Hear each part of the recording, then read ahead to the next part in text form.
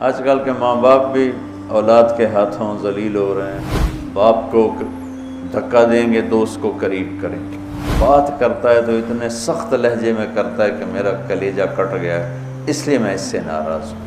اپنے ماں باپ کے آگے ذلت کے پر بچھا دے تو ہم صبح نکلتے شکار کے لیے، تھوڑا اڑتا اور پھر گرتا، اور ادھر سے آواز آتی محمد، تو میں اپنی ماں کے لیے نماز توڑ دیتا۔ وَقَضَىٰ رَبُّكَ أَلَّا تَعْبُدُوا إِلَّا إِيَّاهُ، کہ اللہ اپنے لیے جو مطالبہ کر رہا ہے، جہاں والدین کا اور اللہ کا مطالبہ اکٹھا آتا ہے تو اللہ اپنا مطالبہ مختصر کر دیتا ہے، مختصر ایک جملہ۔ اب یہاں بھی اللہ والدین کی عظمت بتانا چاہتا ہے تو اپنا مطالبہ وَقَضَىٰ رَبُّكَ أَلَّا تَعْبُدُوا إِلَّا إِيَّاهُ، میرا رب کہتا ہے بندگی صرف اللہ کی ہے۔ اس کے بعد اللہ نے والدین کے حق کو کیا خوبصورت بیان کیا ہے، سب سے زیادہ یہاں خوبصورت کر کے بیان کیا۔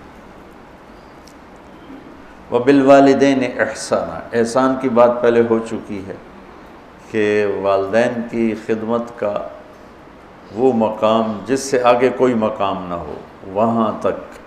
اس لیے ایک حدیث میں آتا ہے کہ اولاد ماں باپ کی خدمت کا حق ادا ہی نہیں کر سکتی۔ ایک آدمی نے عبداللہ بن عمر سے پوچھا کہ میں نے اپنی ماں کو وہ کندھے پہ بٹھا کے سارا حج کرایا پیدل، تو میں نے اپنی ماں کا حق ادا کر دیا؟ تو انہوں نے فرمایا وَلَا زَفْرَةً وَاحِدَةً، کہ تیری ماں نے تجھے پالتے ہوئے جو تھک تھک کے لمبے سانس، اس کو زفرہ کہتے ہیں، آواز کے ساتھ سانس لینا، کہ ابھی ایک سانس کا حق بھی ادا نہیں ہوا۔ اس کا مطلب یہ نہیں کوئی ایک اور حج کروائے گا تو ایک سانس کا حق ادا ہو جائے گا، یہ کہنے کا مطلب تھا کہ یہ حق ادا ہو نہیں سکتا۔ ایک شخص نے اپنی ماں کو ایران کا صوبہ خراسان، کچھ افغانستان میں کچھ ایران میں، یہاں سے کندھے پر پیدل گیا، ماں کو کندھے پہ بٹھا کر پیدل مکے پہنچا، حج کروا کے عبید اللہ بن عمیر رحمۃ اللہ علیہ سے پوچھنے لگا کہ میں نے ماں کو خراسان سے اٹھایا اور آ کر یہاں میں نے ان کو طواف کروایا، حج کروایا، تو کیا میں نے ماں کا حق ادا کر دیا؟ تو انہوں نے فرمایا وَلَا طَلْقَةً وَاحِدَةً، طلقہ کسے کہتے ہیں؟ لہر کو، جو درد کی لہر آتی ہے بچہ پیدا ہوتے ہوئے عورت کے اندر، جو درد، ان لہروں سے بچہ حرکت کرتا ہے، باہر آتا ہے، وہ درد اتنا شدید ہوتا ہے کہ عورتوں کی چیخیں نکلتی ہیں، اور وہ بعض کا 2 گھنٹے وہ دردیں چلتی ہیں، کئیوں کو پورا دن چلتی ہیں، کئیوں کو 2 دن چلتی ہیں، مختلف ہیں حالات کے لحاظ سے۔ تو وہ جو ایک درد آ کے تھوڑا وقفہ آتا ہے، اس درد کو طلقہ عربی میں کہتے ہیں۔ تو وہ انہوں نے فرمایا کہ ابھی اس ایک درد کی لہر کا حق بھی ادا نہیں ہوا۔ تو کیا مطلب ہے کہ وہ دوسرا پیدل کراتا تو ایک لہر کا ہو جاتا؟ یہ ناممکن کے ساتھ جوڑ کر، جس کو تعلیق بالمحال کہتے ہیں، کہ یہ والدین کا حق ادا ہو نہیں سکتا۔ ایک حدیث مجھے یاد آ رہی کہ آپ نے فرمایا کہ والد کے حق ادا کرنے کی ایک ہی شکل ہے کہ اسے غلام دیکھے تو خرید کے آزاد کر دے۔ اس میں بھی یہ اشارہ ہے کہ یہ حق ادا ہو ہی نہیں سکتا، چونکہ جو بھی اپنے باپ کو خریدے گا وہ خود بخود آزاد ہو جائے گا۔ تو وہ شرط لگائی جو ہو ہی نہیں سکتی، تو جب شرط نہیں ہو سکتی تو مشروط بھی نہیں ہو سکتا، نہ نومن تیل جلے گا، نہ رادھا ناچے گی۔ تو یہ جب شرط نہیں ہے تو مشروط نہیں، جب وہ اپنے باپ کو آزاد کر ہی نہیں سکتا، خریدے گا تو خود ہی آزاد ہو جائے گا، تو لہٰذا باپ کا ماں کا حق ادا ہو ہی نہیں سکتا۔ لہٰذا جتنا اپنے آپ کو کھپا سکتے ہو کھپا لو۔ اما یبلغن عندک الکبر احدہما او کلاہما، اور خاص طور پر بڑھاپے کی عمر میں زیادہ محتاجی ہوتی اور زیادہ ماں باپ کو ضرورت ہوتی ہے، تو اللہ نے خاص طور پر اس عمر کا ذکر کر کے فرمایا کہ اما یبلغن عندک الکبر احدہما او کلاہما، جب یہ بڑھاپے میں آ جائیں، دونوں تیرے زندہ ہوں بڑی برکت ہے، ایک زندہ ہوں تو بھی بڑی برکت ہے، تو فلا تقل لہما اف ولا تنہرہما وقل لہما قولا کریما۔ کیا خوبصورت نصیحت کہ اپنے ماں باپ کے آگے بعض اوقات چڑھ کے بچہ کہتا ہے یہ بھی اللہ تعالیٰ کہتا ہے نہیں کرنی۔ آج کل کے ماں باپ بھی اولاد کے ہاتھوں ذلیل ہو رہے ہیں، دکھی ہو رہے ہیں، خاص طور پر زیادہ پڑھا لکھا طبقہ اور زیادہ ان پڑھ طبقہ دیہاتی، جو درمیان میں ہے ان میں بھی ہے لیکن کم ہے۔ جو زیادہ دنیاوی تعلیم پڑھ گئے ہیں ان کو بھی نہیں پتہ باپ کون ہوتا ہے، ماں کیا ہوتی ہے، اور جو بالکل جاہل ہیں ان کو بھی نہیں پتہ ہوتا، تو ان دونوں جگہ میں تو بہت زیادہ ماں باپ دکھی ہیں۔ اور بیچ میں کچھ ہے، شکر ہے اللہ کا جو نعمت ہے اس کا، ابھی بھی بہت اولادیں ہیں جو ماں باپ کے فرما بردار ہیں۔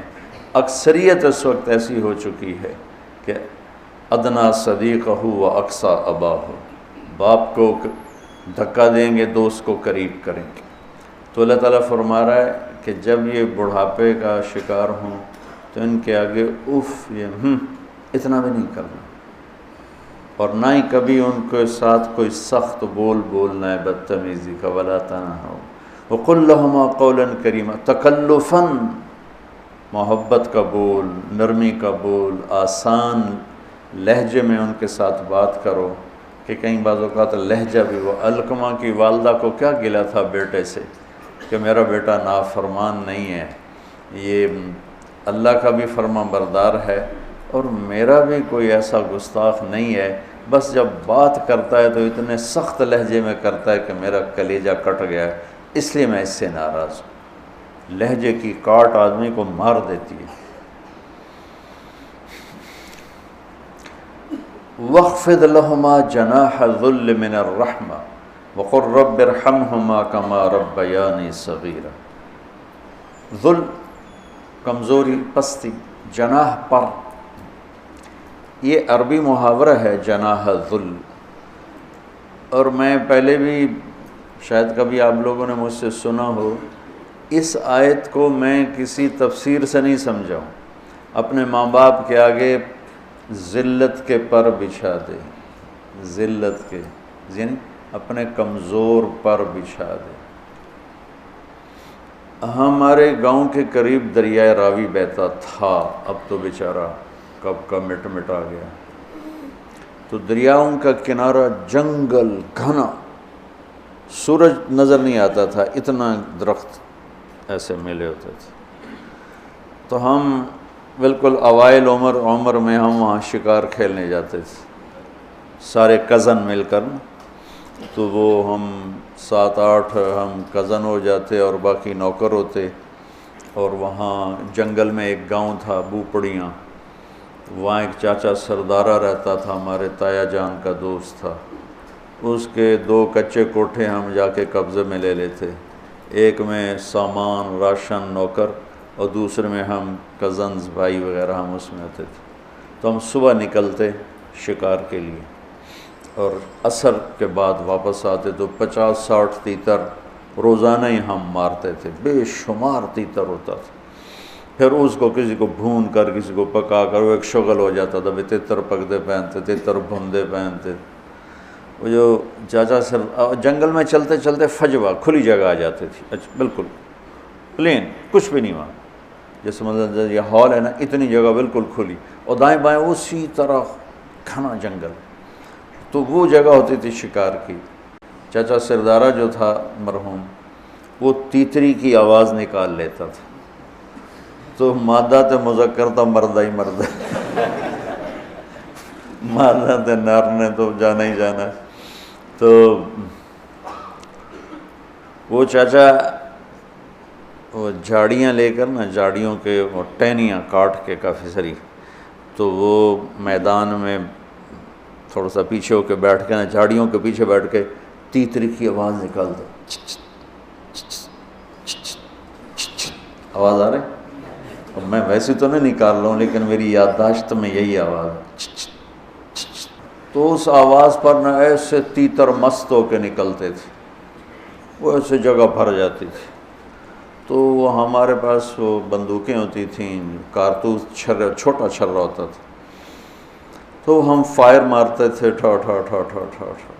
وہ اندھا دھند فائر ہوتا تھا، تو کسی کو جس کی زندگی باقی ہوتی تھی اس کو نہیں لگتا تھا، وہ اڑ جاتا تھا، اور جنہوں نے ہمارے مقدر میں ہونا تھا ان کو لگ جاتی تھی، تو وہ یوں اوپر جا کے نیچے گرتے تھے ایسے۔